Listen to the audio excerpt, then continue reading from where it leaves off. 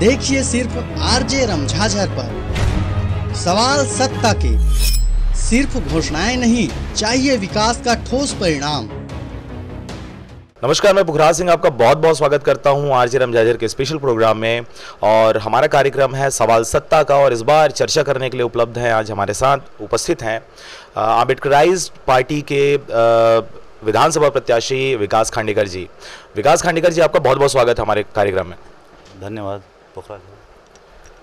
विकास जी, सवालों के सिलसिले को शुरू करने से पहले मैं आपसे कुछ आपके व्यक्तिगत विशेष के बारे में जानना चाहूँगा। आपकी छवि और आपकी पर्सनालिटी, आपका शिक्षा दीक्षा वगैरह के बारे में, स्कूली शिक्षा से लेके कॉलेज और कॉलेज से लेके राजनीति के क्षेत्र के बारे में आपसे थोड़ा जानना चाहेंगे। जी, मैं स्कूली क्षेत्र में जब पढ़ाई कर रहा था तो मेरे को अनुसूचित जाति जनजाति छात्र संगठन का ब्लॉक अध्यक्ष बनाया गया था। और उसके बाद मैं जैसे ही आगे बढ़ा और BR शाह स्कूल में 12वीं पढ़ा तो प्रेसिडेंट भी बना। और फिर SNG कॉलेज में गया तो मैं SNG कॉलेज का एक चुनाव होता है कॉलेज छात्र संगठन, उसमें मैं सचिव पद के लिए चुनाव लड़ा, जिसमें मैं वहाँ पर सफल नहीं हो पाया। फिर आगे NSY का ब्लॉक अध्यक्ष रहा काफ़ी दिनों तक, फिर युवा कांग्रेस में भी काम किया, फिर राजनीतिक आगे करता रहा। लेकिन आने वाले समय में जोगी जी के साथ में मैं उनकी पार्टी ज्वाइन कर ली अलग होने पर। लेकिन अब मेरे साथ जो घटना घटी 2016, उसके बाद से मैं अपनी राजनीतिक एक नए सिरे से चालू करना चाहता था। इस बीच मेरे को एक विजय मानेकर जी से मुलाकात करने का अवसर हुआ, जिसमें हमारे राष्ट्रीय अध्यक्ष हैं आम्बेडकराइज्ड पार्टी ऑफ इंडिया का। तो वो 18 दिसंबर 2017 को बिलासपुर आए हुए थे। वहाँ पर दोनों हम चीफ गेस्ट, वो साहब थे, मैं विशिष्ट अतिथि के रूप में पोस्ट मैट्रिक छात्रावास में मुलाकात हुआ उनसे। और उनके बाद फिर वो 19 दिसंबर को लालपुर आए। फिर मैंने उनको इनवाइट किया अपने सतनाम महासंघ के नेतृत्व में, जो सतनाम भवन में गुरु घासीदास जयंती का आयोजन होता है। फिर वो मेरा आमंत्रण स्वीकार किए, फिर मुंगेली में आए और चीफ गेस्ट के रूप में। फिर उनसे मुलाकात हुआ, संबंध बना। फिर वो इच्छा जाहिर किए कि आप अच्छे व्यक्ति हो, अम्बेडकराइज्ड विचारधारा में आकर अगर आप चुनाव लड़ना चाहते हैं तो हम आपका स्वागत करते हैं, कि वो हमें ऑफ़र किया। उनका ऑफ़र हमने स्वीकार किया और आज उन्हीं तारतम्य में उस अम्बेडकराइज्ड पार्टी ऑफ इंडिया का मैं यहाँ प्रत्याशी हूँ।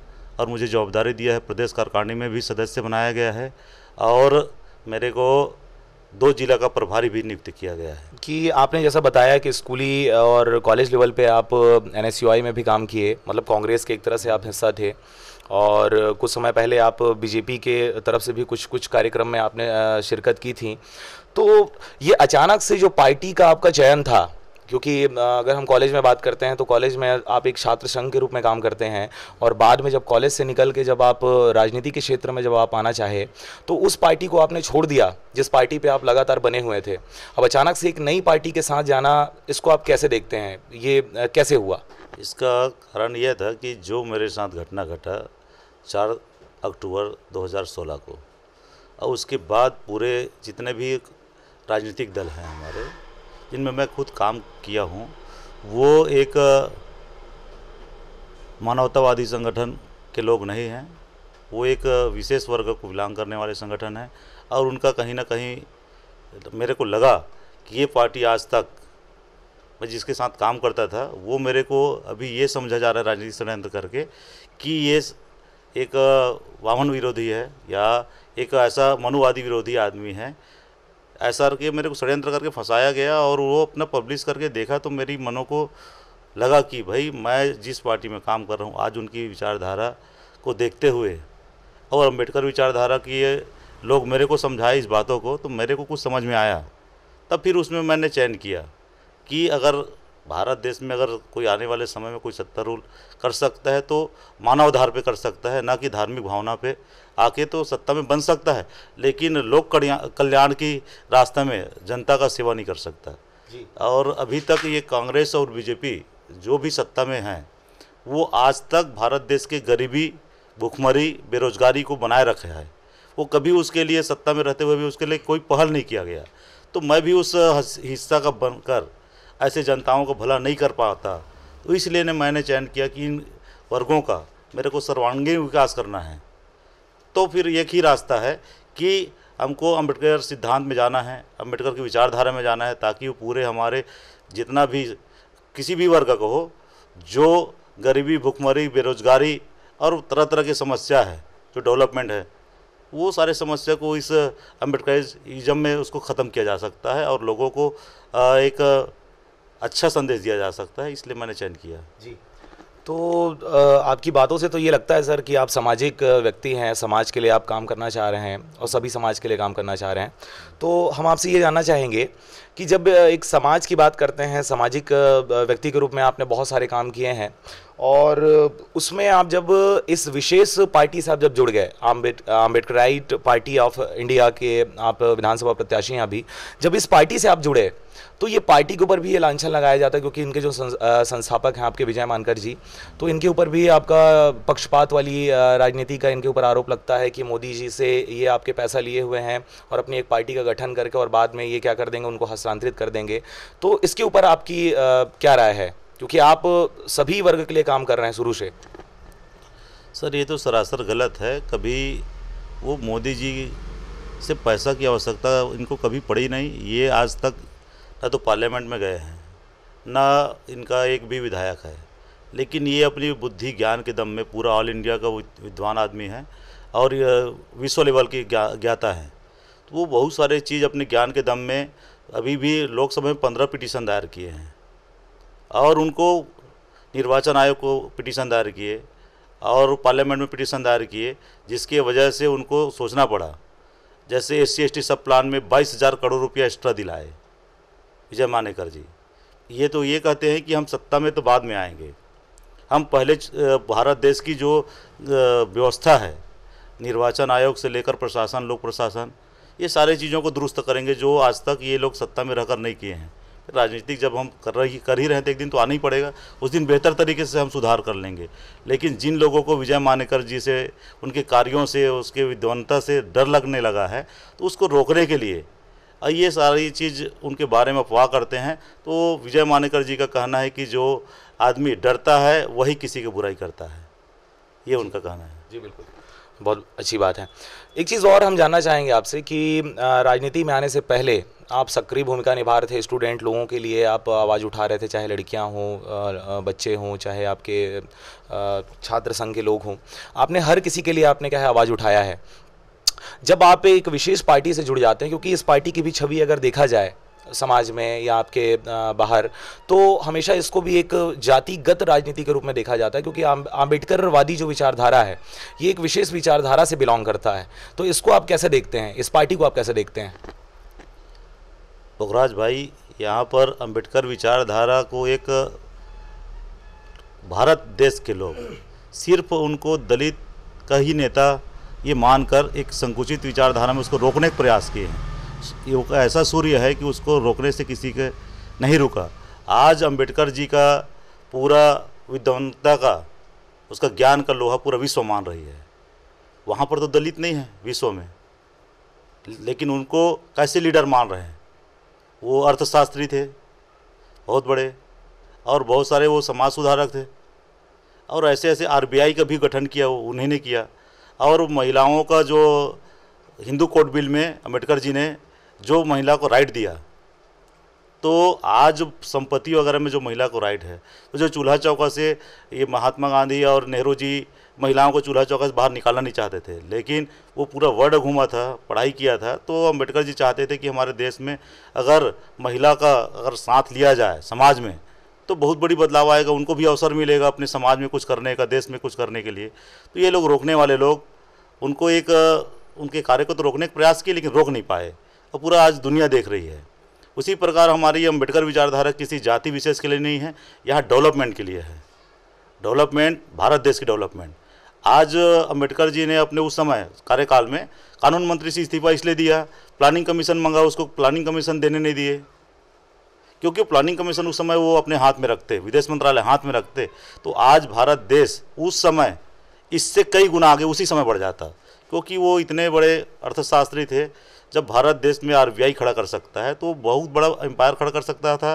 अब ये टाटा, बिरला, अंबानी टाइप के लोगों को तो अपने खुद अपने लिए करता तो इससे बड़ा आज तक भारत देश क्या विदेश में भी उससे बड़ा फैक्ट्री चला सकता था, पैसा के लिए अगर करना होता तो। अम्बेडकर जी को वो पैसा को महत्व नहीं दिया, अपने बच्चे तक को बीमार होने के बाद उनके इलाज और उनके पास होना चाहिए पिताजी को उनके दुखद घड़ी में, तो वो वहाँ पर जा नहीं पाए।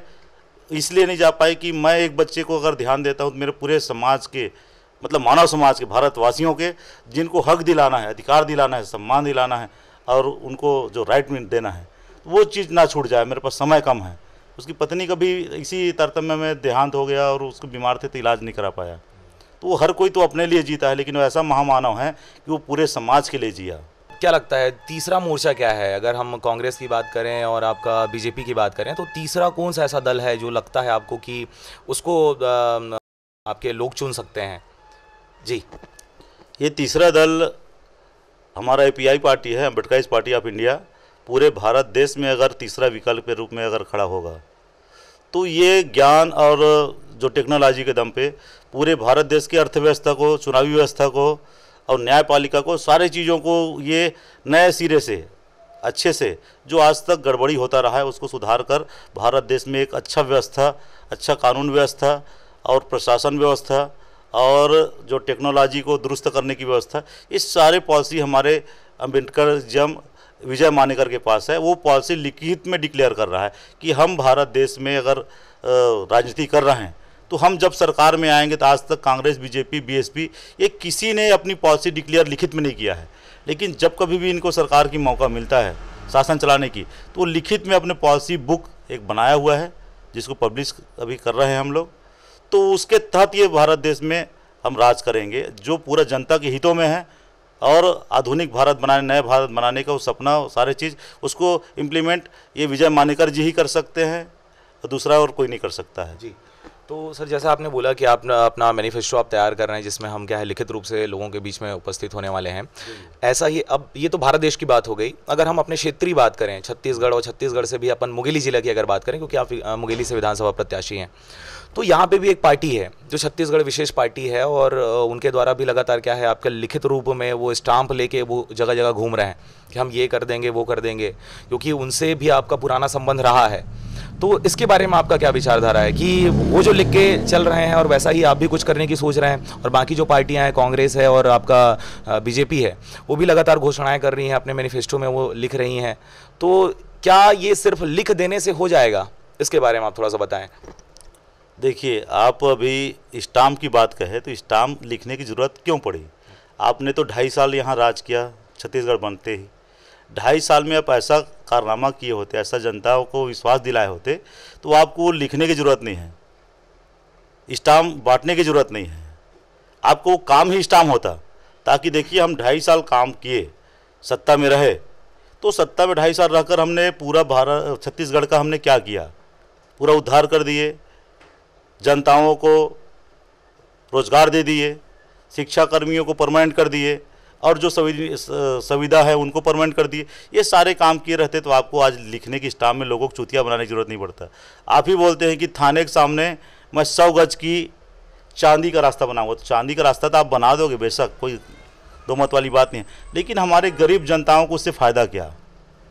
उसी को ये क्यों नहीं बोलते कि मैं वो उस क्षेत्र में शुगर फैक्ट्री डाल सकता हूँ और किसी चीज़ का फैक्ट्री डाल सकते हैं ताकि उनसे जनता को लाभ हो, उस कृषि क्षेत्र के आमदनी में 2 गुना वृद्धि हो जाए। जैसे धान हम बेचते हैं तो 1 लाख का धान बेचते हैं, अगर गन्ना उत्पादन करें तो वो जस्ट डबल हो जाएगा, तिबल हो जाएगा। तो वो क्यों नहीं करते? और जितने भी माइंस हैं वहाँ पर अच्छे से फैक्ट्री डाल के, वहाँ पर हमारे आदिवासी भाई हैं जिसको नक्सली समझकर मारा जा रहा है, अब उनके भी लीडर रहे, उसके शासनकाल में उनके लिए उद्योग धंधा क्यों नहीं खोले? उनको उस बंदूक से गोली मार रहे हैं आपके पुलिस वाले लोग, उसको सही रास्ते में लाने के लिए उनके टेक्नोलॉजी दीजिए, ज्ञान दीजिए, और वहाँ पर जितने भी कंपनी बनते हैं उसमें 25% को सेल होल्डर बनाइए। आज वो सिर्फ माइंस की वजह से वहाँ से लोगों को मारकर दफन किया जा रहा है, भगाया जा रहा है। वो माइंस मिनरल सारे चीज़ों को, जिसमें आदिवासियों को जल, जंगल, ज़मीन, ये सारे चीज़ का राइट मिला है 5वीं अनुसूची 6वीं अनुसूची में। और वहाँ पर का ग्राम सभा को भी एक पावर होता है कि कोई भी कंपनी लगाने से पहले उनकी अनुमोदन जरूरी है, लेकिन यह शासन के लोग उनको दारू वारू पिलाकर ऐसी कागज़ में प्रस्ताव बना के पास कर लेते हैं, फिर वहाँ पर माइंस चालू कर रहे हैं, फिर कुछ भी कर रहे हैं, वहाँ जनताओं को भगा रहे हैं।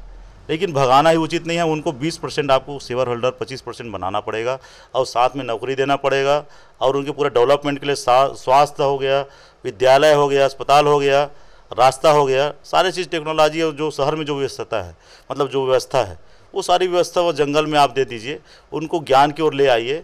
तो ज्ञान एक ऐसा हथियार है कि अगर वो ज्ञान की अगर हथियार इस्तेमाल करने लग जाएंगे, कलम के हथियार इस्तेमाल करने लग जाएंगे, तो उनको बंदूक उठाने की ज़रूरत ही नहीं पड़ेगा। और इसीलिए अपने लोगों को सुरक्षित करने के लिए ये सारे चीज़ कर रहे हैं, संघर्ष कर रहे हैं, और वो बेचारे आए दिन मारा जा रहा है। तो हमारे जो सरकार है, जैसे ही हमको मौका मिलेगा तो उन आदिवासी भाइयों से जो जंगल में उनको नक्सली समझकर मार दिया जा रहा है, उसके साथ उनके जो आज तक का जो दिमाग में बसा है, वो सारे चीज़ को निकाल के उनको खुद अवसर देंगे। आप ही अपना डेवलपमेंट कैसे करोगे, हम आपके साथ हैं। आप प्रोजेक्ट बताइए, आपके प्रोजेक्ट में हम काम देंगे, सहयोग देंगे, आपको वहाँ पर मालिक बना देंगे। तो ये टेक्नोलॉजी आपके तक उन तक पहुँचाएंगे तो किसी प्रकार का लड़ाई झगड़ा का नौबत ही नहीं आएगा, और नक्सली समस्या जड़ से ख़त्म हो सकता है। मुंगेली में जो आपका जिला स्वास्थ्य केंद्र जो अभी बनाया गया है, इसमें बहुत सारे पैसे लगे हैं, करोड़ों रुपए की लागत से उसको बनाया गया है। इसके बारे में थोड़ा सा हम आपसे जानना चाहेंगे कि कैसी है उसकी सुविधाएं, क्योंकि जनता अमूमन परेशान रहती है। अगर बुखार भी होता है, लोग वहाँ पे जाते हैं तो उनको सीधा रिफ़र कर दिया जाता है कि आप चले जाएँ बिलासपुर करके। तो इसके बारे में आप थोड़ा सा बताएँ कि मुंगेली की स्वास्थ्य व्यवस्था कैसी है। भैया, मुंगेली की स्वास्थ्य व्यवस्था को मैं बखूबी जानता हूँ, इसका जीता जाता मेरा घर का एक उदाहरण बताऊँगा आपको। छोटी सी बात है, मेरा भी भाई विनोद खांडेकर, उसकी पत्नी प्रेग्नेंट थी और उनको हम जिला अस्पताल लेके गए। जिला अस्पताल इतना बड़ा अस्पताल है, शासन का पैसा बहुत लगा है। वहाँ जाने पर उनको एक डिलीवरी कराना था और वो देखने पर बोले कि सीजर डिलीवरी होना है। आए दिन सीजर डिलीवरी ये लोग वहाँ से लोगों को बोलकर डराकर प्राइवेट में भेज देते हैं। प्राइवेट में जाने से सीजर डिलीवरी होता है, उनसे डायरेक्ट या अस्पताल वाले, सरकारी अस्पताल वाले कमीशन खाते हैं। इसलिए चाहते तो इतनी बड़ी अस्पताल के बाद डिलीवरी करा के, ऑपरेशन करा के डिलीवरी बच्चा नहीं निकाल पा रहे हो, तो फिर इतनी बड़ी योजना का क्या मतलब है, सिर्फ दिखावा है। और आप बताए हो खुद कि छोटी छोटी बीमार के लिए आप बाहर रिफ़र कर रहे हो। तो इतनी बड़ी मुंगेली में अस्पताल इसलिए बनाया गया था, शासन ने इतना पैसा इसलिए खर्चा किया गया था कि बिलासपुर, रायपुर कहीं रिफ़र होना ना पड़े। हमारे उस मुंगेली में आते ही तत्काल उसको पूरा ट्रीटमेंट मिले, उनको सुविधा मिले और तत्काल इलाज हो जाए और कहीं जाने की ज़रूरत नहीं है। अब सोचिए कि बिलासपुर जाएंगे, रायपुर जाएंगे, 2-3 घंटा लगता है। इस बीच अगर जाते जाते कई लोगों को जान चली जाती है। फिर इतना बड़ा अस्पताल बनाने का भी मकसद यही था कि जो समय दूसरे अस्पताल जाना में लगता है वो वहीं तत्काल ट्रीटमेंट हो और उनकी जान बच जाए। तो आज भी वो सुविधा हम बना कर नहीं दे पाए हैं, तो इसकी गलती कौन है? स्वास्थ्य विभाग है, सरकार है, यहाँ का लीडर है जो इस व्यवस्था को दुरुस्त करने की नियत नहीं रखता है, दौरा नहीं करता है, तो मनमानी करेंगे। और इनको दौरा करना चाहिए, हमारे मंत्री जी को भी दौरा करना चाहिए, यहाँ के लोकल विधायक को दौरा करना चाहिए कि भाई क्या क्या सुविधाएं हैं, क्या क्या असुविधा है और इसको कैसे बेहतर किया जा सकता है। क्या MRI मशीन है, CT स्कैन मशीन है, क्या क्या है, नहीं है तो फिर इसको तत्काल उनको उपलब्ध कराना चाहिए जनताओं को। कौन सा सर्जन है कि नहीं है, कौन से वहाँ पर डॉक्टर स्पेशलिस्ट है। बेसिकली सर, मतलब यहाँ पे जो आपके वर्तमान विधायक हैं, इनके कार्यकाल से आप नाखुश ऐसा नज़र आ रहे हैं। कैसा लगता है इनका कार्यकाल आप देखते हैं, क्योंकि बहुत लंबे अरसे से इनके द्वारा इस क्षेत्र में प्रशासन किया जा रहा है और कहीं ना कहीं मुंगेली की जनता उनको स्वीकार रही है। यही वजह है, तमाम समस्याओं को देखते हुए भी उनको वो स्वीकार रहे हैं और वो लगातार इसी प्रकार के क्या है प्रशासन इस क्षेत्र में किए जा रहे हैं। तो उनके प्रशासन को, वर्तमान कार्यकाल को और पुराने कार्यकाल को, भूतपूर्व कार्यकाल को आप किस रूप में देखते हैं? आप कहें पुखराज भाई कि ये जनता इनको स्वीकार रही करके, ये तो स्वीकारती नहीं है। ये अपनी जो चाउर वाले बाबा और ये दारू वाले बाबा बन चुके हैं, तो ये दोनों हथकंडे अपनाकर जनता को तत्कालिक अपने बस में रख लें। अब मोबाइल वाले भी बाबा हो गए हैं, क्योंकि जगह जगह मोबाइल त्यौहार मनाया जा रहा है। तो इसके चलते इन जनताओं को समझ में नहीं आता है कि यह वाकई में हमारा हितैषी है कि नहीं है। लेकिन तत्कालिक तौर पे अभी मोबाइल बांट रहे, कई लोग अभी उससे खुश भी है, कई लोग फूट रहे तो डर भी रहे। तो इतने करोड़ रुपये का आपने मोबाइल बांटा और हमारे बगैर मोबाइल का भी ये जीवन यापन चल रहा था। चाहते तो हमारे गांव में जो बेरोजगार हैं, जिनको परमानेंट नहीं किया है, संविदा में रखा गया है, उनकी नौकरी लगा सकते हैं, उनको तनख्वाह बढ़ा सकते हैं, यहाँ उसी पैसे से उद्योग धंधा खोल सकते हैं।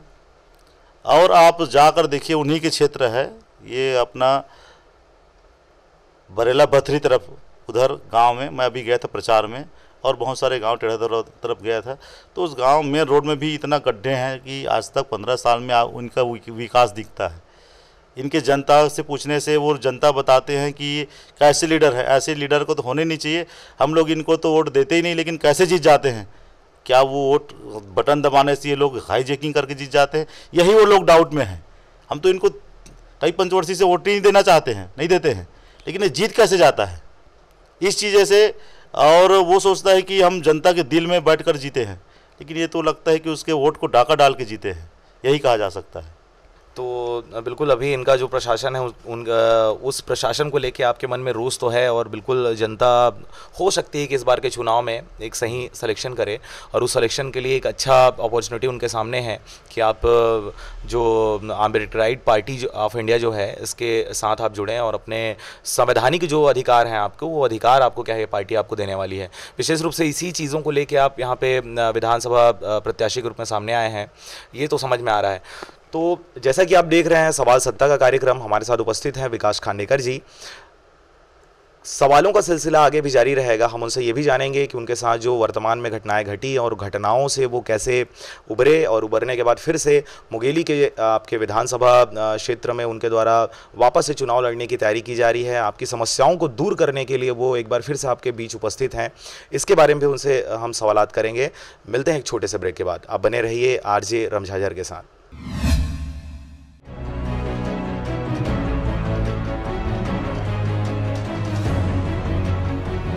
देखिए सिर्फ आरजे रमझाझर पर सवाल सत्ता के, सिर्फ घोषणाएं नहीं, चाहिए विकास का ठोस परिणाम। ब्रेक के बाद आपका बहुत बहुत स्वागत है एक बार फिर से सवाल सत्ता के कार्यक्रम में। हमारे साथ उपस्थित हैं विकास खांडेकर जी, जो आम्बेडकराइट पार्टी ऑफ इंडिया के अभी वर्तमान में मुंगेली विधानसभा के विधानसभा प्रत्याशी हैं, और उनसे अब हम सवालों के सिलसिला को आगे बढ़ाते हैं, और हम जानेंगे कि पिछले वर्षों में, कुछ वर्षों में इनके साथ जो घटनाएं घटी, उन घटनाओं के बारे में इन्हीं के मुख से सुनते हैं कि वो चीज़ों से ये कैसे उभरे और एक्चुअली वो घटना थी क्या। सर बताएं कि वो जो घटना थी आपके साथ जो 2014, 15 या 16 में घटा, तो ये कैसे हुआ, इसके ऊपर बहुत सारे लोगों की जो राय है आपके प्रति एकदम विरोध वाली राय है, इसके बारे में आप थोड़ा सा बताएं। एक्चुअल में जनता जानना चाह रही है कि भाई हुआ क्या था, वो मैटर ही नहीं जानते, लेकिन फिर भी ज़बरदस्ती हो हल्ला बहुत ज़्यादा हुआ इस चीज़ को लेके, इसके बारे में थोड़ा सा आप बताएं। पुखराज भाई, ये घटना ऐसी है कि ये व्हाट्सएप में तो काफ़ी दिन तक पोस्ट आता रहा, वो तो कई साल पहले भी आ रहा था, मतलब 1-2 साल पहले, लेकिन ये 2016 में एकाएक ये घटना को मेरे साथ जोड़ा गया और वो फेसबुक में चला गया था, ये मेरे को जानकारी में नहीं था, और उसको किसने डाला ये भी मैं नहीं जानता, आज तक समझ ही नहीं पाया, क्योंकि मोबाइल मेरा था। इसलिए लोगों को लगा कि विकास जी हमारी भावनाओं को ठेस पहुंचाया है। मैं इतना दिन तक उनकी भावना को मैं अपने भावना समझकर चलता रहा, तो एकाएक ऐसे कौन सा समय आ जाएगा कि मैं उनकी भावना को ठेस पहुँचाने की नीयत रखूँगा। मैं तो लीडर हूँ, सबको मेरे को खुश रख कर चलना है और सबको साथ लेके चलना है। तो वो व्हाट्सएप में आया था और वो उसको फेसबुक में किसने डाला षड्यंत्रपूर्वक। हमारे बीच भी बहुत सारे हमारे दुश्मन थे, अब उसको हम दुश्मन हैं कह के समझ नहीं पाए, मित्र रहे। ये सोचते हैं कि वो हो सकता है जानबूझकर मेरे उस मोबाइल में उसको शेयर कर दिए होंगे, या बच्चे से खेलते वक्त मोबाइल में गेम खेलते रहे, तो उस बीच भी हो सकता है वो बच्चे के द्वारा किया गया होगा। मेरे को पता ही नहीं था कि ऐसा कुछ मेरे मोबाइल के व्हाट्सएप फेसबुक ग्रुप में कोई चल रहा है। तो मेरे को आकाश भाई ने बताया फ़ोन करके, विकास ऐसा तुम्हारे फेसबुक आईडी में कुछ चल रहा है, जिसकी जानकारी है क्या तुम्हें? मैं बोला तो नहीं है, और नहीं है कह के मैंने बोला और ढूंढा। मैं खुद जानता नहीं था कि कैसे उसको ढूंढा जाता है। फिर दूसरे लोगों से उसको बुलाकर मोबाइल दिखाया, अपना आईडी ढूंढवाया, फिर मिला, फिर उसको डिलीट किया, फिर माफ़ीनामा डाला कि मैं ऐसा नहीं जानता था कि किसके द्वारा डाला गया है, और वो डाला गया है तो फिर मैं उसके लिए माफ़ी चाहता हूँ। और किसी की भावना को भी ठेस पहुँचा है तो उसके लिए मैं क्षमा प्रार्थी हूँ। अगर मेरी लिखने से आपकी भावना को अगर ठेस पहुँचा है या उसमें गया है मेरे मोबाइल के वक्त, इससे मैं क्षमा चाहता हूँ। और भविष्य में इस टाइप की गलती होगा नहीं। अपने मोबाइल को हम अपने तरीके से संभाल के रखेंगे। आप किसी के भरोसा में इसको देने हमारे खतरे के खाली नहीं है। दुश्मन बहुत सारे हैं, बचकर चलना है। ये सारे चीज़ हम लोग सोच ही रहे थे। फिर एकाएक उनको ऐसा लगा कि हो सकता है हमारे मोबाइल हाईजैक करके, क्या बोलते हैं उसको, हैकिंग करके किसी के द्वारा षड्यंत्र से डाला गया होगा। ये भी हमारे मन में आज तक ये बात उठती रही और समझ में नहीं आया। और बहुत सारी चीज़ें हैं जिसको हम क्या वजह थी सर आपके माफ़ीनामा मांगने के बाद भी आपके ऊपर इतना बड़ा कार्रवाई कर दिया गया? बहुत लंबे समय तक आपको यहाँ पे थाने में भी रखा गया, फिर आपको जेल भी जाना पड़ा। तो क्या वजह थी कि माफ़ी मांगने के बावजूद भी आपके ऊपर इतनी बड़ी कार्रवाई कर दी गई? इसके पीछे किनका हाथ रहा, क्या लगता है आपको? मैं एक सतनाम महासंघ का प्रदेशाध्यक्ष हूँ। सतनामी समाज के यहाँ पर पूरे जितने सामाजिक लोग हैं उसका नेतृत्व करता हूँ। तो वो हो सकता है ये कारण हो कि सतनामी समाज के इस नेता को आज हम इस केस में फंसाकर अंदर कर देते हैं, दबा देते हैं। तो सतनामी समाज को कंट्रोल करके दबा डरा देंगे, शुरू से नियत रही है। जो क्या कहते हैं, हिंदुत्व संगठन हमेशा हमारे समाज को दबाने का एक षड्यंत्र करता रहा है और कई बार पहले भी हो चुका है हमारे साथ, समाज के साथ घटना। तो वो एक घटना हम ऐसा भी तार जोड़ कर देखते हैं कि ऐसा एक हो सकता है। और दूसरी चीज़ है कि मेरे को चुनाव में आगे आकर भविष्य में ये नेता ना बन जाए, लीडरशिप ना करने लग जाए, चुनाव लड़ेंगे तो जीत ना जाए, अगर मेरी छवि को धूमिल करने के लिए। क्योंकि मेरे साथ बहुत संख्यक मित्र जो आज भी मेरे मित्र हैं, मेरे को मानते हैं, विकास भाई गलत नहीं कर सकते कहा के, वो लोगों के दिल में नफरत पैदा करने के लिए और उनकी हमारी मित्रता ख़त्म करने के लिए इस भावना का इस्तेमाल किया गया कि ऐसे इनको लोगों को सामने पेश किया जाए कि विकास भाई हमारे इस देवी देवता के खिलाफ़ में गलत शब्द बोले हैं। जब हम बचपन से उनको देवी देवता को देखते आ रहे हैं, सम्मान करते आ रहे हैं और कभी उनके खिलाफ़ में कभी गलत बोले नहीं हैं, तो फिर हम एक ऐसे क्या कारण आ जाएगा कि हम किसी के लिए हम गलत बोलने लग जाएंगे? और क्यों बोलेंगे? हम बोलने वाले होते कौन हैं? क्या मतलब है? जो हुआ होगा, क्या हुआ किस समय में वो जाने। हमको तो अपनी क्या कहते हैं समाज को, सब भाइयों को साथ में लेकर उनकी हक अधिकार की बात करते हैं, उनको रोज़गार दिलाने की बात करते हैं, उसको आगे डेवलपमेंट की बात करते हैं, शिक्षा की बात करते हैं। जी तो सर कहीं ना कहीं देखिए आपकी मानसिकता ना रही हो उन चीज़ों को करने के लिए, लेकिन जो हालिया में जो घटनाएं घटी हैं, इन घटनाओं से, उस घटना से पर्टिकुलर कहीं ना कहीं आपकी छवि को तो उसमें प्रभाव पड़ा है, थोड़ी सी छवि धूमिल हुई, ऐसा आपको लगता है? हाँ, मेरे जो मित्रगण थे उनके मन में ज़रूर बात हुआ होगा या लगा होगा कि ऐसे ऐसे हमारे लोग जो थे मेरे साथ, तो उनके मन में ऐसी बात बैठ गई होगी कि विकास भाई इस टाइप की पोस्ट करने से यार इनका विचारधारा अलग है, या इनके साथ हमको दोस्ती यारी करना या नेतागिरी में सपोर्ट करना गलत है। या ऐसे ही षड्यंत्र करके मेरे से उन लोगों को दूरी बनाने के लिए जो मेरे से दुश्मनी रखते हैं या राजनीतिक द्वेष रखते हैं। और आने वाले समय में, पिछले बार मैं चुनाव में काफ़ी दिलचस्पी दिखाया था, उस वजह से भी हो सकता है कि ये घटना को जानबूझकर षड्यंत्रपूर्वक लेकर मेरे को टारगेट किया हो। और टारगेट में ये लोग तो करके मेरे को जेल भेजने में भी सफलता हासिल किए। और ये सिस्टम एक ऐसा सिस्टम है, उनका सरकार ही है, कि हमारे साथ जब कभी भी कोई घटना अगर घट जाता है, वो नियम भी बहुत डिफ़िकल्ट रहेगा, तो भी से भी वो सारे नियम को तोड़कर हम लोगों को दबाने के लिए, अरेस्टिंग करने के लिए कानून व्यवस्था एकदम तुरंत फुर्ती में आ जाता है।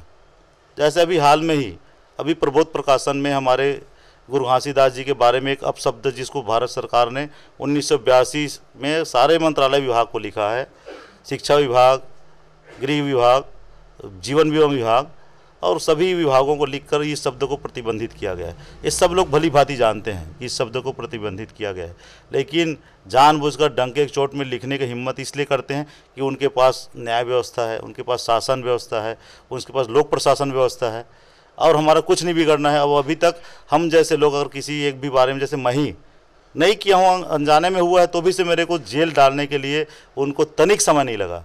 लेकिन इसके लिए हमारे पूरे छत्तीसगढ़ में पूरे सतनामी समाज के लोग जगह जगह में इसके लिए आंदोलन करके ज्ञापन दे रहे हैं। तो अभी तक एक लाइन उनके विरुद्ध में एफआईआर नहीं लिखा गया। छत्तीसगढ़ के किसी भी थाने में एफआईआर डायरेक्ट दर्ज करने की मांग किया गया है, लेकिन मेरे साथ कुछ लोग जाकर मेरे केस वाले में एक ज्ञापन दिए, तुरंत FIR हो गया, दूसरे दिन मेरे को उठा बंद करके जेल भेज दिया गया। और जेल से भी छूटने के बाद जमानत मेरे को मुंगेली आने के लिए कम से कम काफ़ी मैं अपने परिवार से दूरी रहा, पूरा मेरा आर्थिक स्थिति चरमरा गया, फिर बड़ा मुश्किल से मेरे को अभी अभी आने को अवसर मिला है।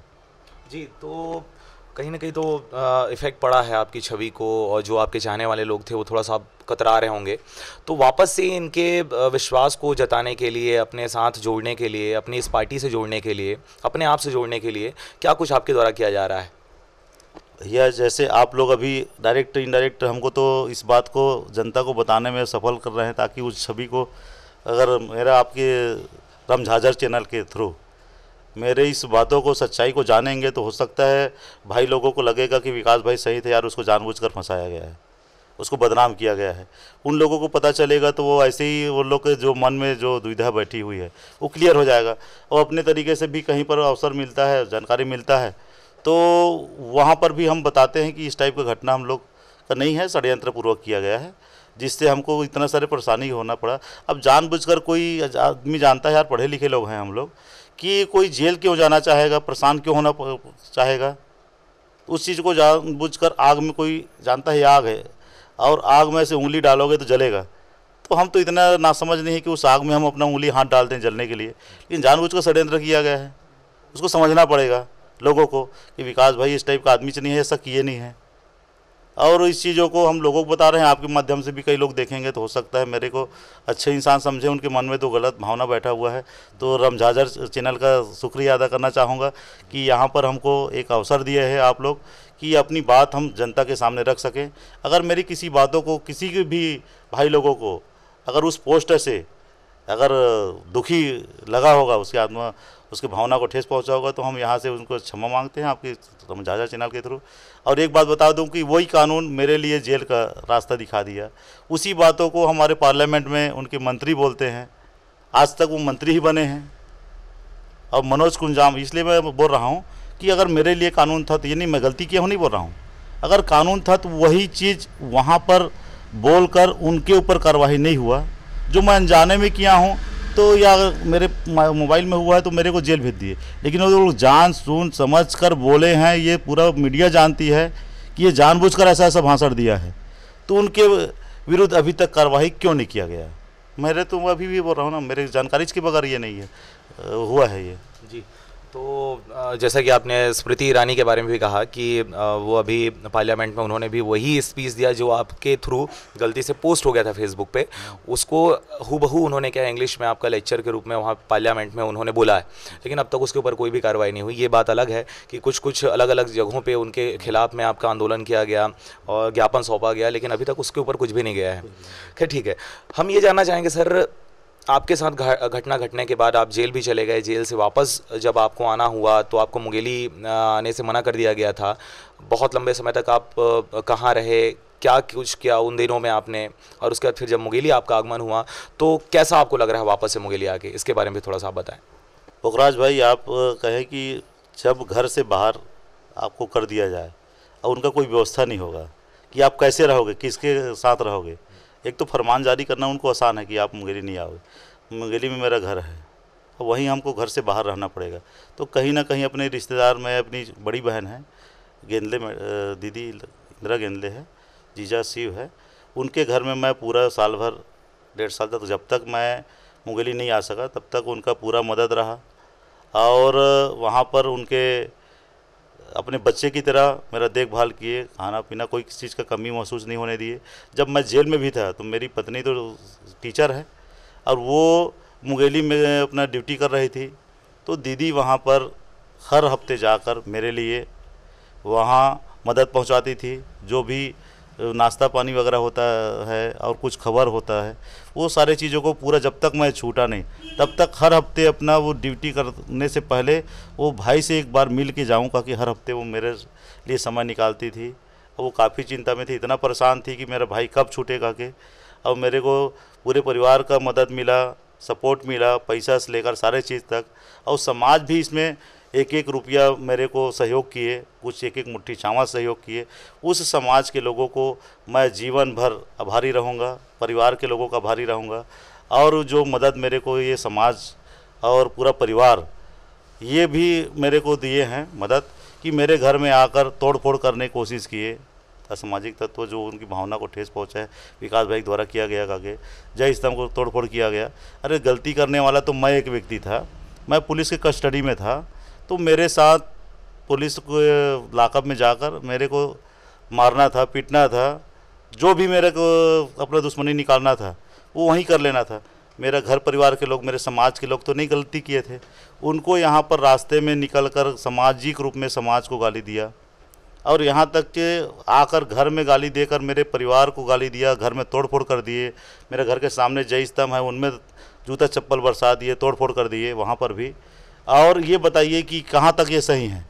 अगर मेरे समाज के लोग वहाँ पर आकर मेरे घर को नहीं बचाते तो मेरे घर में बाल बच्चे हैं, महिलाएं हैं, उनके साथ कोई भी अनहोनी घटना घट सकती थी, जिसके लिए तत्काल में मेरे समाज के लोग वहाँ पर उपस्थित होकर उनको रोके, और रोके तब उन लोग भगे। तो आज मैं पूरे समाज को धन्यवाद देना चाहता हूँ कि वो मेरे बाल बच्चों का भी जीवन बचाया, मेरे घर का रक्षा किया, और एक एक 2-2 रुपया देकर मेरे को मदद किए, केस लड़ेंगे भैया आप बचेंगे छूटेंगे करके। तो वो हमेशा उनका मैं आभारी रहूँगा जीवन भर। और जब कभी भी मुझे अवसर अभी मिलता है चुनाव में, तो ये इन लोगों का मैं शुक्रगुजार हूँ कि मैं उनको हर संभव मदद करने की कोशिश करूँगा, ताकि मेरे जो उनका कर्जा है उसको छूट सकूँ मैं। जी, तो वापस से मुंगेली आके आपको फिर कैसा लग रहा है? क्या उसके बाद और कोई घटनाएं आपके साथ घटी? क्योंकि ये तो आपका उस समय का है, हालिया में जो घटना घटा था उसमें आपके घर में तोड़ फोड़ किया गया, जो भी चीज़ किया गया, जब वहाँ वापस आपको जब हाई कोर्ट ने कह दिया कि आप जा सकते हैं, तो उसके बाद क्या आपको बदलाव नज़र आया? जब आप मुंगेली आए, लोगों का रवैया आपके प्रति कैसा था? कुछ और छुटमुट घटनाएँ घटी क्या? इनके बारे में थोड़ा सा बताएं। नहीं, कोई ऐसा घटना घटी नहीं थी। मैं जब मुंगेली नहीं आने का परमिशन मिला था, तो मैं हाई कोर्ट से, मेरी मम्मी को उस समय तबीयत ख़राब था, तो उस तबीयत ख़राब के दौरान हाई कोर्ट में मैं अप्लाई किया कि मेरी मम्मी का तबीयत बहुत ख़राब है और कभी भी कुछ भी हो सकती है, मैं उनका देखभाल करने के लिए जाना चाहता हूँ। तो वो वहाँ पर मेरे को 20 दिन के लिए मुंगेली आने के अलाउ हुआ, और दादी जी भी देहांत हुआ तो उस समय 10 दिन का दिए। तो वैसे जनरली मैं यहाँ पर मैं 30 दिन रहा इस बीच में, और 30 दिन रहा तो सामान्य पूरा मैं मुंगेली में घूमता रहा, सभी भाई लोगों से मिलता रहा, और उनके मन में कभी भी ऐसा नहीं लगा कि विकास जी गलत किए हैं, हम इसके साथ गलत बिहेवियर करेगा कि नहीं। वही पहले टाइप का ही उनका आचार विचार और सोच था। हर कोई से हमको मुलाकात हुआ तो उनको अफसोस जाहिर किया, नहीं यार ये हुआ, गलत हुआ आपके साथ, ये नहीं होना था, हम या कौन लोग आके ऐसा ऐसा करके आपको ये बाहर कर दिए, आप अपनी मम्मी और दादी जी के भी ये सब दुखद घड़ी में नहीं समय दे पा रहे हैं। तो इलाज के दौरान मेरी मम्मी का भी देहांत हो चुका, तो फिर इस बीच मैं तो यहाँ रहकर उस भावना को समझा, उस चीज़ को माननीय न्यायालय महोदय को भी पेश किए कि हम लोग जब गए हैं वहाँ इतने दिन इस मुसीबत में रहे हैं, तो किसी प्रकार का वहाँ के जनजीवन और किसी के आव व्यवहार में कोई प्रकार का कोई परिवर्तन नज़र नहीं आया है, वही सामान्य स्थिति बन गया है, और हमारे जाने से भी सामान्य स्थिति रहेगा। इसको अलाउ आप कर दीजिए, और आपकी जो भी है हम वो आपके कानून के विरुद्ध नहीं जाएंगे, और इसी के तहत फिर वो एक्सेप्ट भी किए। आज मैं यहाँ पर आके ये चुनाव लड़ने के लिए पूरे गांव घूम रहा हूँ, तो मेरे सभी भाई लोगों का सामाजिक के साथ साथ जो भी हमारे जो मित्रगण हैं, SC ST OBC माइनॉरिटी, और साथ में सामान्य वर्ग के भी भाई लोग हैं, पत्रकार लोग हैं, वो सारे लोग हमसे मिलते हैं, जुलते हैं और बात करते हैं, यार अच्छा नहीं हुआ आपके साथ, ये तो गलत हुआ, जानबूझकर राजनीतिक आपको लपेटे में लाकर आपकी छवि धूमिल किया गया। आप एक अच्छे अहदे में जा रहे थे, आने वाले समय में लोग आपको अच्छा लीडर समझ रहे थे, तो जनरली है कि आपकी वो व्यक्तित्व को ख़त्म करने के लिए जानबूझकर षड्यंत्र किया गया, हमको भी अब समझ में आने लगा।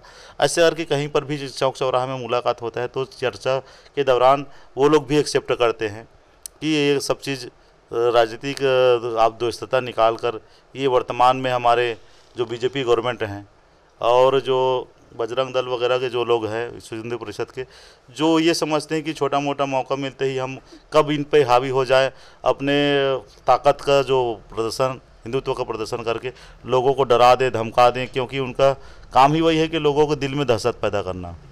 जी, तो उनको अवसर मिला। जी, तो कहीं ना कहीं सर आप अपनी छवि को वापस से पाने के लिए बहुत सारा कोशिश कर रहे हैं और लोग आपको एक्सेप्ट भी कर रहे हैं, और आगे चल के ये हो भी सकता है कि आपकी छवि वापस से पुनः वैसी हो जाए। क्या लगता है आपको कि जो चीज़ आपके द्वारा अभी किया जा रहा है, इन सब चीज़ों के बेसिस पे जिस पार्टी से आप जुड़े हुए हैं वो पार्टी से आप यहाँ पे विधायक के रूप में चुने जा सकते हैं? क्या लगता है आपको, चुनाव जीत सकते हैं इन सब चीज़ों को करने के बाद और अभी जो कर रहे हैं उसको लेते हुए?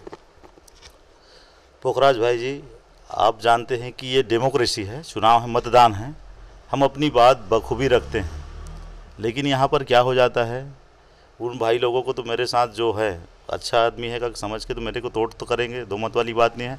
मैं आशा विश्वास भी करता हूँ कि मेरे को ये लोग वोट करके अगर जिता देते हैं तो इनका हमेशा शुक्रिया अदा रहेगा और हमेशा मैं इनके लिए काम भी आऊँगा, इनके हर वक्त खड़ा होऊंगा। ये तो मेरा एक सोच है, मेरे को अवसर जैसे मिलता है।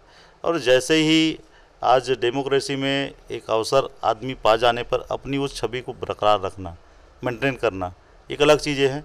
और हम हमेशा चाहेंगे कि लोगों के दिल में हमेशा राज करते रहें, या ऐसे राज करते रहें कि वो नफ़रत के तौर पे हमें याद नहीं किया जाए, प्यार मोहब्बत भाईचारा के रूप में याद किया जाए। ये हमेशा हमारे लिए सोच का विषय रहा और इसी चीज़ में हमने काम किया है। और ये सारी चीज़ों के लिए हम वापस स्थिति में लाने के लिए पूरा संघर्ष कर रहे हैं और जिससे हमारे एक एक क्षेत्र के हमारे सभी भाई लोगों को आश्वस्त कराना चाहते हैं कि इस टाइप का हमारे साथ जो भावना जो जुड़ी है और किसी प्रकार का द्वेषता भी जुड़ी है कई लोगों के मन में, उसको शांत करें और एक अच्छे लीडर के रूप में हमको अवसर दें और हम इस काम को करेंगे। और एक बात है कि कोई भी लीडर आज सत्ता में पहुंचा है तो आप देखते हैं भैया कि इंसान को एक ऐसा मोल लगाया जाता है जिसको मैं थोड़ा बताना चाहूँगा।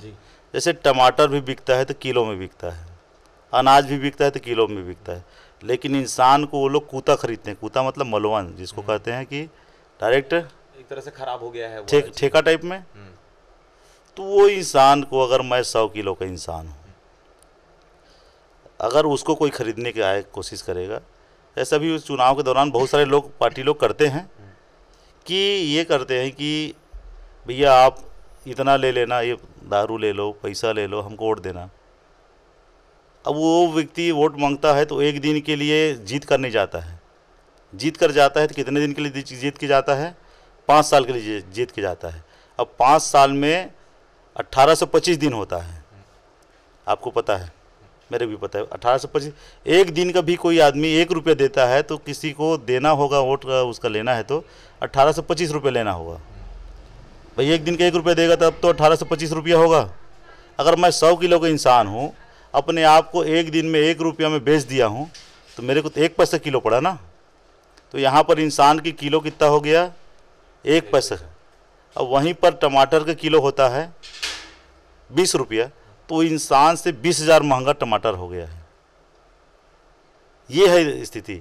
और जिनके पास पैसा है उनके पास वोट नहीं है, जिसके पास वोट है वो सोचता है कि मेरे पास पैसा का आवश्यकता है, करके अपनी वोट को बेच देता है।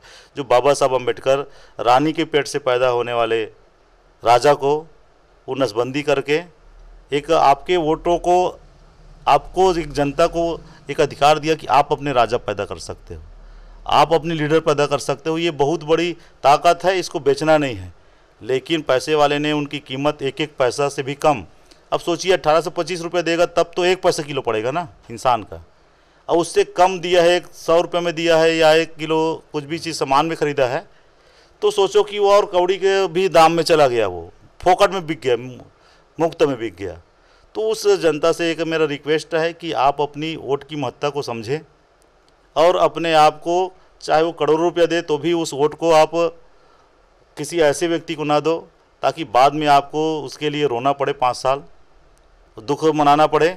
और ये वोट का ऐसा पावर है, आप अगर अच्छे लीडर को चुन कर लाओगे तभी आपको भला हो सकता है, देश का भला हो सकता है। नहीं तो जो चुन कर जाते हैं सीधा फिर आपकी तरफ पलट कर नहीं देखते हैं, अपनी मनमानी पैसा खर्चा करके आ रहते हैं, वो फिर अपना ही भला करता है, उस पैसा का रिकवरी करने में अपना समय लगा देता है। तो वो ऐसे में एक जनता को जो अच्छा लीडरशिप नहीं मिल पाता है। नहीं मिल पाता जी। तो सर, अगर कहीं ना कहीं ये देखा जा सकता है क्योंकि अभी आपकी नई पार्टी है, इस क्षेत्र में अभी बहुत ज़्यादा काम करने हैं आपको, लोगों तक अभी पहुंचने में बहुत लंबा समय लगेगा, चुनाव ज़्यादा समय नहीं है। तो अगर ऐसा ना हो, हम तो चाहते हैं कि आपकी पार्टी यहाँ पे बहुमत से यहाँ पे जीत दर्ज करे, लेकिन अगर कुछ वोटों से अगर आपकी पार्टी रुक जाती है, तो ऐसे में अगर कोई अन्य पार्टी आपसे सहयोग अगर मांगती है, आपसे सहयोग की अगर अपेक्षा रखती है, तो आप किस पार्टी का सहयोग करना पसंद करेंगे? मैं विशेष रूप से गठबंधन की बात कर रहा हूँ, किसके साथ जाना आप पसंद करेंगे? गठबंधन जीतने के बाद कि जीतने से पहले, चुनाव के पहले? नहीं, चुनाव के बाद। अगर आप कुछ वोट से रुक गए या कोई और पार्टी रुक गया और आपसे अगर वो वोट लेना चाहा, आपका सहयोग लेना चाहा, तो ये तो पार्टी हाईकमान का ये निर्णय रहेगा कि हमको अगर सरकार में आना है, हम अगर 10 सीट जीत जाते हैं और दो पार्टी अगर 40-40 पाया है, सरकार में आने के लिए हमारे 10 सीट की आवश्यकता रहेगा। तो 10 सीट की आवश्यकता रहेगा, जो हमारे से 10 सीट के सहयोग हम करेंगे सरकार बनाने के लिए। सबसे पहली बात, हम तो उनको समर्थन करेंगे जो हमारे विचारधारा को, गरीब जनताओं को जो सपोर्ट करेगा, उनके साथ हम समझौता तालमेल करेंगे, चाहे वो दोनों में से कोई अपना हो सकता है। एक आखिरी सवाल मेरा जाते जाते, क्योंकि अमूमन मैं सबसे ये सवाल पूछता हूँ कि क्योंकि हमने राजनीति की बात कर ली, आपके व्यक्तित्व के बारे में बात कर लिया, हमने समाज के बारे में बात कर लिया, जो हमारा चैनल है आरजे रमझाझर, इसके बारे में आपकी क्या राय है? आप समाचार के बारे में जानते हैं, चैनल के बारे में जानते हैं, हमारा समाचार कैसा लगता है, उसमें जो समाचार पढ़ता है वो कैसा लगता है, उसके बारे में आप थोड़ा सा बताएं, और इसका मतलब भी समझाने की कोशिश करें कि आप रमझाझर को किस नज़रिए से देखते हैं। भैया, रमझाझर का मतलब होता है जो एकदम सच्चाई का, वो जो बारिश टाइप का झमाझम बारिश नहीं होता है, वो इसी टाइप का आपने एक खबर और क्वेश्चनों का एक के बाद एक ताबड़तोड़ तरीके से लोगों के बीच, जनता के बीच लाने के लिए जो नियत आप लोग किए हैं, सोच पैदा किए हैं, तो इसी तारतम्य में आपके रमझाझर है कि सच्चाई को एक बारिश की तरह झमाझम लोगों तक पहुंचाना, तत्काल पहुंचाना, तुरंत फॉरवर्ड करना, और उसमें कोई भेदभाव नहीं, चाहे वो किसी समाज का हो, किसी वर्ग का हो, सबको आप बात सुनकर उठाते हैं। और बहुत सारे मीडिया तो भेदभाव में कई लोगों को, जो दलित, शोषित, पिछड़े वर्ग को दिखाते ही नहीं, सिर्फ अपने तक तो रख लेते हैं, और छापने में भी उनको हिम्मत नहीं जुटा पाते हैं। तो ऐसा है कि आप हिम्मतवर एक चैनल है, और ये हिम्मत की आपको दाद देता हूँ, और ऐसे लोगों को आप आगे बढ़ा रहे हैं जो आज तक मीडिया में किसी ने ऐसा हिम्मत दिखाकर अपने लोगों को काम करने के लिए बहुत ही कम ही लोग, आप जैसे लोग मिलते हैं। भाई पुखराज, अब ये चैनल बनाए इसके लिए बहुत बहुत धन्यवाद। हमको अब विश्वास होने लगा कि अब मीडिया में भी आप जैसे लोग आएंगे। अब इस टाइप का चैनल बनाया है, आपका चैनल पूरा वर्ल्ड में अब फेमस हो और सैटेलाइट चैनल हो, यही कामना करते हैं। आपको शुभकामनाएं। जी, बहुत बहुत धन्यवाद सर। तो जैसा कि आप देख रहे थे कार्यक्रम सवाल सत्ता का, और हमारे साथ आज उपस्थित थे विकास खांडेकर जी, और इन्होंने हमारे सारे सवालों का जवाब बहुत अच्छे तरीके से दिया। और हम चाहेंगे सर कि आने वाले विधानसभा चुनाव में आप बहुत बहुमत से आप यहाँ पे सरकार बनाने में कामयाब रहें, और ना सिर्फ मुंगेली में बल्कि छत्तीसगढ़ में और पूरे भारतवर्ष में क्या है आपकी जो सरकार है, अपनी जो सोच को लेकर जो चल रही है, आपका जो पार्टी है, वो पार्टी सरकार बनाने में कामयाब हो। इन्हीं कामनाओं के साथ मैं लेता हूँ आपसे विदा। अगले कार्यक्रम में एक और आपके क्षेत्र का जनप्रतिनिधि आपके सवालों के साथ उपस्थित होगा। तब तक के लिए हमें दीजिए इजाज़त। नमस्कार।